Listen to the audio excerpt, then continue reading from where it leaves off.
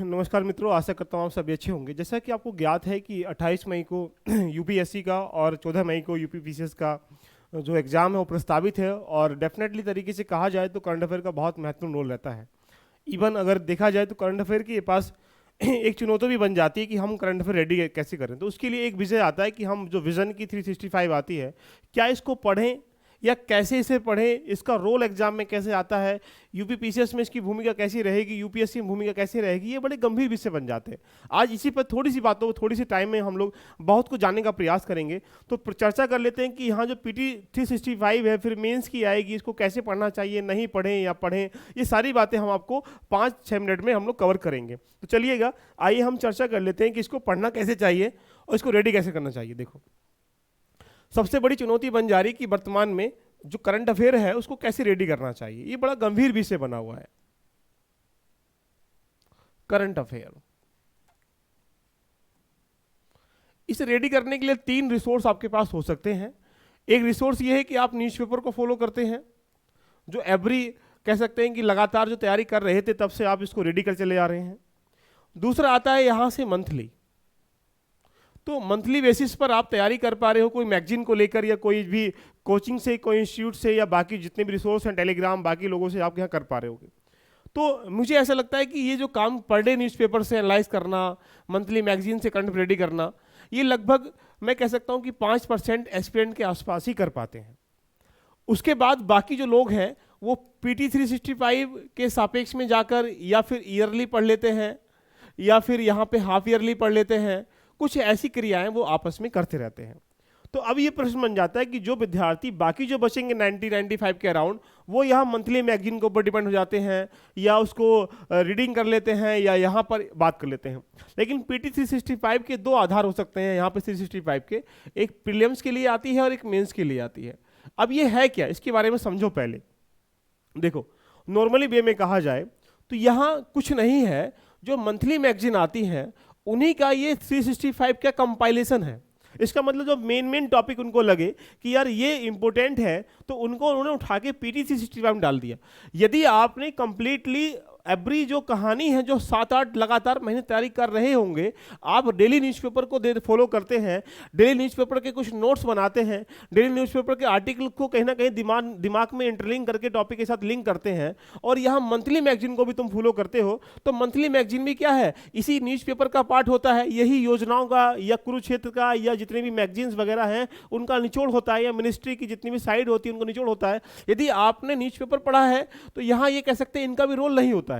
लेकिन यदि न्यूज़पेपर के साथ ये पढ़ी है आपने, तो यहाँ 365 के पढ़ने का कोई औचित्य नहीं है, मेरा मानना है। लेकिन फिर भी मैंने कहा था कि 5% विद्यार्थी ही ये काम करते हैं, बाकी काम मंथली की तरफ या फिर यहाँ पे हाफ ईयरली की तरफ कन्वर्ट हो जाते हैं। लेकिन मैं ये नहीं कहूँगा कि आज अब आपको यहाँ पे जब ये सब कुछ मिल रहा है तो हम इसको इग्नोर मार देंगे। इसको इग्नोर नहीं मानना है। हमें न्यूज़पेपर को लगभग पर डे लगभग 30 से लेकर 35 मिनट या 40 मिनट के आसपास देना चाहिए। हमें इसलिए न्यूज़पेपर पर डे पढ़ना चाहिए कि हम आसपास की घटनाओं से अवेयर हो सकें, हम आसपास की होने वाली क्रियाओं को जान सकें, हम आसपास जो घटना घटित हो रही है उसको हम लोग एग्जाम बेस पे ना पढ़ के अवेयर बेस पर हमें न्यूज़पेपर को डेली बेसिस पर ध्यान रखना पढ़ना चाहिए। बहुत मेजर सेगमेंट है। दूसरी बात, बहुत सारे बच्चे इसके लगातार फॉलो नहीं कर पाते हैं, तो प्रश्न बन जाता है कि मंथली मैगजीन को भी फॉलो करना चाहिए, क्योंकि मंथली मैगजीन से ही पीटी 365 निकलती है, इसके अलावा कहीं बाहर से निकल के नहीं आती है। तो दूसरा पॉइंट बन जाता है कि यहाँ अगर मंथली मैगजीन को तुमने फॉलो किया है, उसके बाद यहाँ 365 को आप रिवीजन के पर्पज से, रिवीजन के साथ साथ कुछ ऐसे नया एक्स्ट्रा ऑर्डिनरी जो बोल्ड यहाँ वर्ड डाले जाएंगे, कुछ इंपोर्टेंट एरिया डाले जाएंगे, ध्यान रखना, तो आप 65 को फॉलो कर सकते हैं, जहां से आपके दिमाग में static part, dynamic part ready हो जाएगा। अब ये प्रश्न बन जाता है कि हमें 365 को पढ़ना कैसे, कहां से चाहिए। ये बड़ी इमरजेंसी या कह सकते हैं एक ऐसी स्थिति बन जाती है कि हमें कैसे इसको रेडी करना चाहिए। आइएगा, सबसे पहले मैं कहूंगा कि पीटी 365 जो है 8 डिफरेंट मॉड्यूल में आ जाती है। यानी कह सकते हैं सोसाइटी की आ जाएगा, है ना, सोशल इश्यूज वगैरह आ जाएगा, पॉलिटी आ जाएगा, इकोनॉमी आ जाएगा, ज्योग्राफी आ जाएगा, इवन कहा जाए तो बाकी जो भी साइंस टेक्नोलॉजी है, या यहाँ से ये सारी बातें आयर किया जाएगा। इन सबको लेके यहाँ पे पीटी के लिए 365 जो है आ जाती है। मार्केट में अभी 2 ही लगभग अभी 65 के लिए आसपास आ चुकी हैं। तो पहली प्रायोरिटी क्या रखिएगा कि सबसे पहले तुम्हें 65 को अगर पढ़ना है तो सबसे पहली जो है इकोनॉमी, सबसे मेजर सेगमेंट रखिएगा इसका, और सेकेंड पॉइंट पे रखिएगा इन्वायरमेंटल, और तीसरा पॉइंट जो रखेंगे आप वो रखेंगे यहां पे साइंस टेक्नोलॉजी। करंट अफेयर से आने वाले जो प्रश्न है, लगभग अगर 30 प्रश्न आ रहे हैं तो ये मान के चलें कि 70% जो प्रश्न है इन तीनों से आ जाएंगे, और ये तीनों ऐसे पिलर हैं जहां पर करंट अफेयर से ही ज्यादा प्रश्न आते हैं, स्टैटिक पार्ट से बहुत कम प्रश्न देखने को मिलते हैं। तो क्या इकोनॉमिकल में चेंजिंग हुआ, क्या इन्वायरमेंटल में एडजस्ट हुआ, साइंस में क्या रिसर्च किया गया, ये 365 से रेडी करने के बाद आप रखेंगे तो करंट अफेयर के लिए आप लगभग यहाँ पे ये कह सकते हैं कि लगभग 70% का पार्ट करंट अफेयर का रेडी कर लिया। इसके बाद तुम जाओगे जो सेकेंड पार्ट पर, तो आप आईआर की तरफ जाएंगे 365 में, आईआर के बाद यहाँ पॉलिटी पढ़ लेंगे, ये आप सेकेंड एलिमेंट्स पे करेंगे। उसके बाद आपको लगता है कि आपके पास टाइमिंग है, आपका ऑप्शनल भी इसमें रेडी करना है, आपको थोड़ा पढ़ने की ललक है, आपके अंदर थोड़ा सा जिज्ञासा है, तो प्रायोरिटीज में पहले इनको रखिएगा, उसका इनको रखिएगा। उसके बाद तुम्हें जो बाकी जो सोशल इश्यूज वगैरह की आएंगी 365 सोशल इश्यूज की आएगा, यहाँ पे इसको रेडी कर लीजिएगा, या कल्चर की आएगी इसको रेडी कर लीजिएगा। तो इनको जब रखिएगा जब आपको लगता है कि आपके पास टाइमिंग है, तो 3 प्रायोरिटीज में ध्यान रखना, इसको पढ़ने का प्रयास करें। और 3 पैटर्न पे आप पढ़ेंगे तो क्या होगा, करंट अफेयर के लिए 65 को ही तो पढ़ना है ना। अगर स्टैटिक पार्ट के लिए 65 पढ़ना है तो फिर आपने बाकी किताबों से, बाकी की एडवांस से, एनसीईआरटी से क्या पढ़ा। इसीलिए ध्यान रखिएगा, पहले प्रायोरिटीज पर इनको रखो, सेकंड पर इनको, थर्ड को इनको, तो ऐसा करने से बेनिफिट्स आपका हो जाएगा। अब बात करते हैं कि इसको हाउ टू रीड, कैसे पढ़ना चाहिए, और इसको भी हम लोग बात कर लेते हैं कि जो 65 है पीटी, इसको हाउ टू रीड कैसे पढ़ना चाहिए। तो दिमाग में रखने का प्रयास करिएगा, 365 कुछ भी नहीं है, कंपाइलेशन है।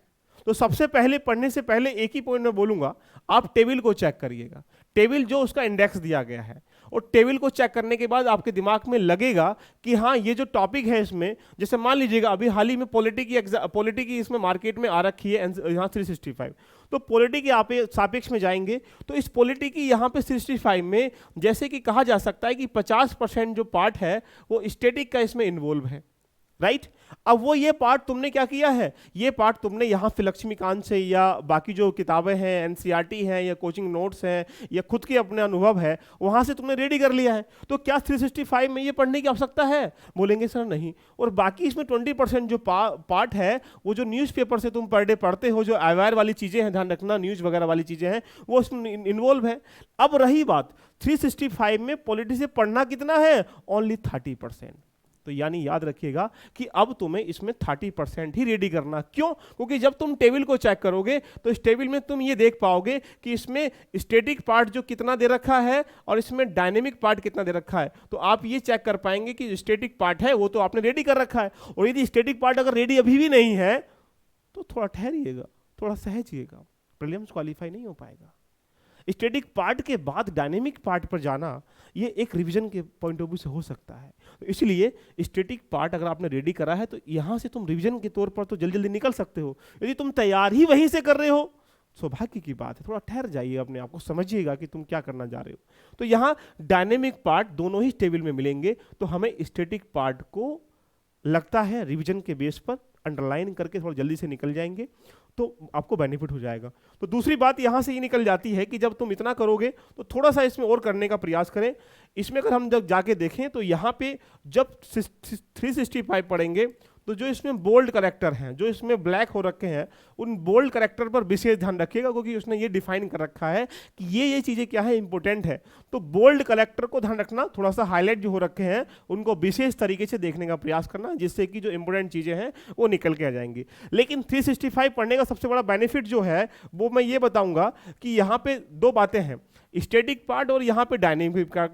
तो यहाँ पे आपने जो स्टैटिक पार्ट पढ़ा है वो इसका यहाँ रिवीजन हो जाएगा, और डायनेमिक पार्ट जो आपने नहीं पढ़ा है वो इसमें इंटरलिंक हो जाएगा। इसीलिए 365 पढ़ना जो है बेसिकली, यदि आपने न्यूज़पेपर को इग्नोर मारा है, मंथली को कभी कभी इग्नोर मारा है, तो 365 पढ़ना बहुत बेनिफिट है, जिससे आपके लिए जो आने वाले प्रश्न है वो आराम से टैकल कर पाएंगे।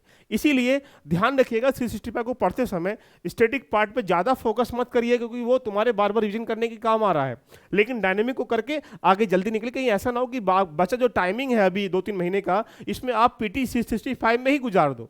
कुछ और भी तुमको रेडी करना पड़ेगा। तो यहाँ जरूरी है कि हमें पहली प्रायोरिटीज में इनको रखना है। कभी सोचो कि पहले इसको रख लीजिएगा, यहाँ से बाकी कल्चर है या योजनाएं हैं, योजनाओं से 1-2 प्रश्न आते हैं, 3 प्रश्न आ जाते हैं, उसके चक्कर में ध्यान रखना ये जो इशूज इन्वायरमेंटल से प्रश्न आएंगे, सारे करंट अफेयर से, साइंस टैक्स से प्रश्न आएंगे करंट अफेयर से, इसको इग्नोर नहीं मानना है। इसलिए रिसोर्स कम रखिएगा, रिसोर्स कम रख के जैसे पॉलिटी है तो पीवाई को रखो, लक्ष्मीकांत रख लो बस, या तुम्हारे नोट्स है उसको फॉलो कर लीजिएगा। इकोनॉमी है तो मुंडाल सर के जो नोट्स हैं या मुंडाल सर की जो वीडियो है स्टार्टिंग की, सिर्फ ओनली 5 वीडियो देख लीजिएगा, उसके अलावा कुछ मत देखिएगा, और बस उसके बाद पीवाईक्यू के साथ करंट अफेयर को जोड़ चले जाएगा। हिस्ट्री में जाओगे तो एंशिएंट पे ध्यान मत दो, मिडाइवल पे ध्यान मत दो, मॉडर्न को फॉलो कर लीजिएगा। ये क्या हो रहा है, एक फिल्म बना रहा है। इससे क्या होगा कि आप लास्ट मोमेंट पर एग्जाम तैयारी कर पाएंगे, ना कि सिलेबस की तैयारी कर पाएंगे। सिलेबस की तैयारी आपने कर चुके होगे। जरूरी है अब ज्योग्राफी के लिए तुम जाओगे तो 11 क्लास की एनसीईआरटी पढ़ लीजिएगा, पीवाईक्यू पढ़ लीजिएगा, करंट अफेयर को इसमें इंटरलिंक कर लीजिएगा, इतना इनफ है। बाकी यहाँ इन्वायरमेंटल है, साइंस टेक्नोलॉजी है,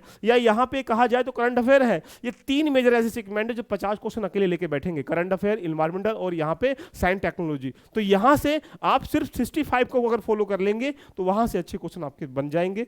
तो मिलते हैं दोस्तों नए सेगमेंट पर। कैसी लगी चर्चा, आप किस विषय पर चाहते हैं वीडियो, एक बार कमेंट करके जरूर बताइएगा, मैं उस विषय पर निस्तारण करके आपके सामने लेके आ जाऊंगा। Love you all, bye bye, take care.